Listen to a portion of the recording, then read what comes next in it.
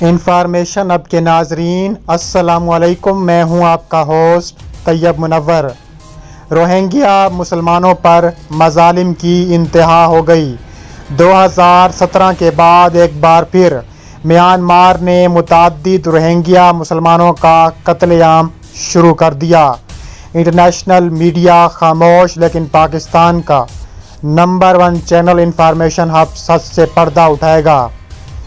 چین اور شمالی کوریا نے میانمار کی آرمی چیف ڈپٹی کمانڈر پر سخت پابندیاں عائد کر دیں۔ آنگ سان سوچی کو پھانسی دینے کا مطالبہ زور پکڑ گیا۔ شمالی کوریا نے میانمار کو اپنے ایٹم بم سے اڑانے کا فیصلہ کر لیا، تو دوسری جانب پاکستان کا بھی بڑا فیصلہ سامنے آ گیا۔ پاکستان نے میانمار کو عبرت کا نشان بنانے کا اعلان کر دیا۔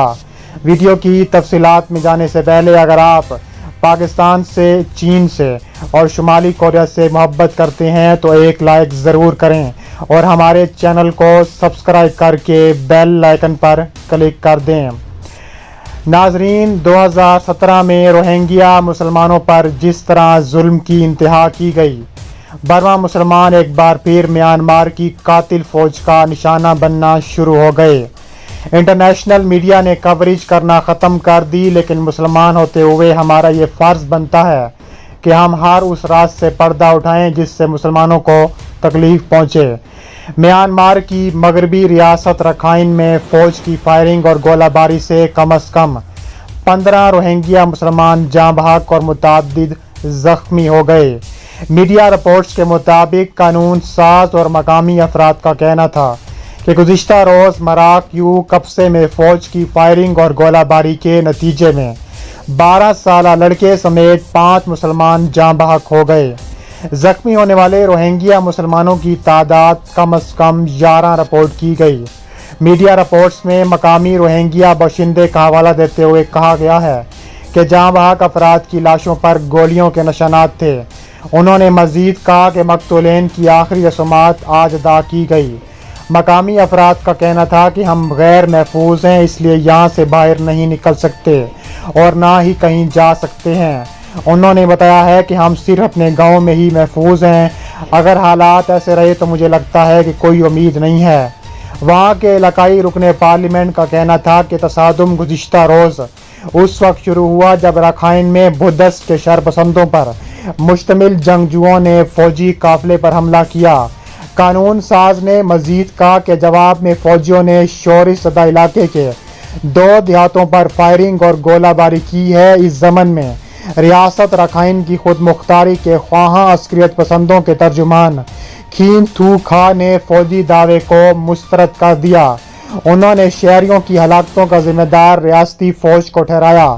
یاد رہے کہ جنوری کے اوائل میں میانمار میں ایک دھماکے میں 4 روہنگیا بچے ہلاک ہو گئے تھے، جس کے حوالے سے فوج اور باغیوں نے ایک دوسرے پر الزامات عائد کیے تھے۔ 25 جنوری کو میانمار کی فوج نے روہنگیا کے ایک گاؤں پر گولہ باری کی تھی، جس میں ایک حاملہ خاتون سمیت 2 خواتین ہلاک اور 7 افراد زخمی ہو گئے تھے۔ خیال رہے کہ 2018 میں میانمار کی شمالی ریاست رکھائن میں مسلمانوں کے قتل عام کے بعد 7,20,000 سے زائد روہنگیا مسلمان ملک چھوڑنے پر مجبور ہوئے تھے۔ ہیگ میں عدالت کی جانب سے فیصلہ سنائے جانے سے چند لمحے قبل ہی فائنانشل ٹائمز نے میانمار کے رہنما آنگ سان سوچی کا انٹرویو شائع کیا، جنہوں نے اس میں کہا ہے کہ روہنگیا مسلمانوں کے خلاف جنگی جرائم کا ارتکاب ضروری ہو گیا ہے، لیکن پناہ گزینوں نے ان جرائم اور مظالم کو بڑھا چڑھا کر پیش کیا۔ گزشتہ ماہ سماعت کے دوران 1991 میں امن کا نوبل انعام جیتنے والی سوچی نے ججوں کو مقدمہ خارج کرنے کا مشورہ دیا تھا۔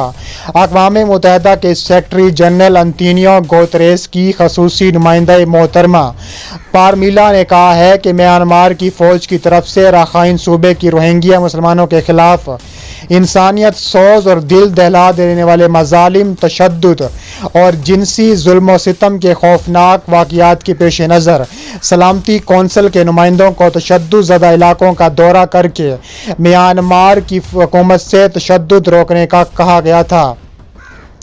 پارمیلا پیٹن نے سلامتی کونسل کو بتایا ہے کہ کچھ عینی شاہدین کے مطابق عورتوں اور لڑکیوں کو پتھر یا درخت سے باندھ دیا جاتا تھا اور فوجی اہلکاروں نے اجتماعی زیادتی کا نشانہ بنا کر ہلاک کر دیتے تھے۔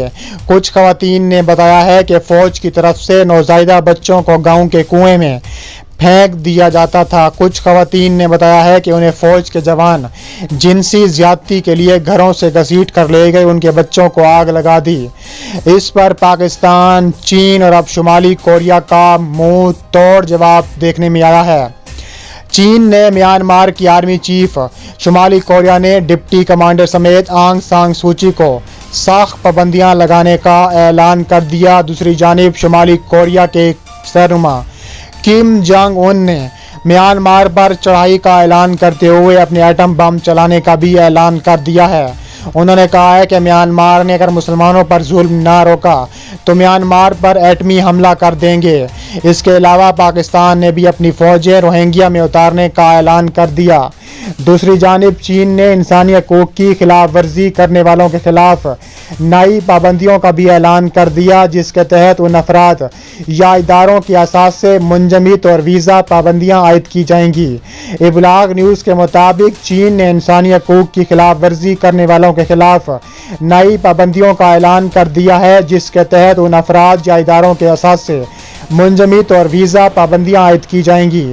اس سلسلے میں پیر کو بورس جانسن اور حکومت کی جانب سے روہنگیا مسلمانوں کے خلاف بربریت اور سفاکی میں ملوث میانمار کے 2 اعلیٰ فوجی عہدیداروں سمیت 49 ایسے افراد اور اداروں پر پابندی لگا دی گئی ہے جو انسانی حقوق کی خلاف ورزیوں میں ملوث پائے گئے ہیں۔ اس فہرست میں میانمار کے کمانڈر ان چیف من اونگ لانگ اور ڈپٹی کمانڈران چیف سون شامل ہیں۔ یہ پہلی بار ہے کہ جب چینی حکومت کی جانب سے براہ راست انسانی حقوق کی پامالی اور خلاف ورزیوں پر پابندیاں عائد کی گئی ہیں۔ اس سے پہلے اقوام متحدہ اور یورپی یونین کی جانب سے عائد کردہ پابندیوں میں برطانیہ شریک ہوا کرتا ہے، لیکن اب چین نے بھی شرکت کی ہے۔ شمالی راکھائن ریاست میں روہنگیا آبادی کے خلاف انسانی حقوق کی پامالی کے الزام میں میانمار کے 4 اعلیٰ فوجی عہدیداروں کی منظوری دے دی۔ ایک بیان میں سیکرٹری برائے خارجہ چین نے کہا ہے کہ عہدیدار اگست 2017 میں شروع ہونے والے تشدد کی مہم کے دوران غیر قانونی عدالتی قتل سمیت انسانی حقوق کی سنگین پامالیوں کے ذمہ دار ہیں۔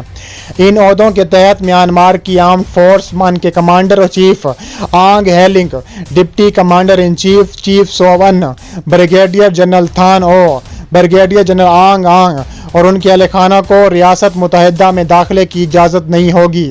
محکمہ خارجہ کے ایک سینئر عہدیدار نے منگل کو صحافیوں کو بتایا ان کا خیال ہے کہ یہ عہدہ برمی کے دوسرے اداروں کو بھی پیغام بھیجنے کے لیے اور انہیں ظلم یا انسانی حقوق کی سنگین پامالیوں کا ارتکاب کرنا چاہیے۔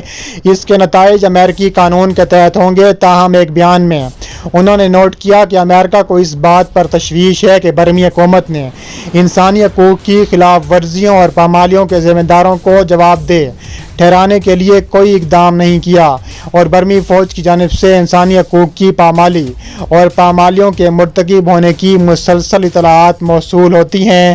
رپورٹ میں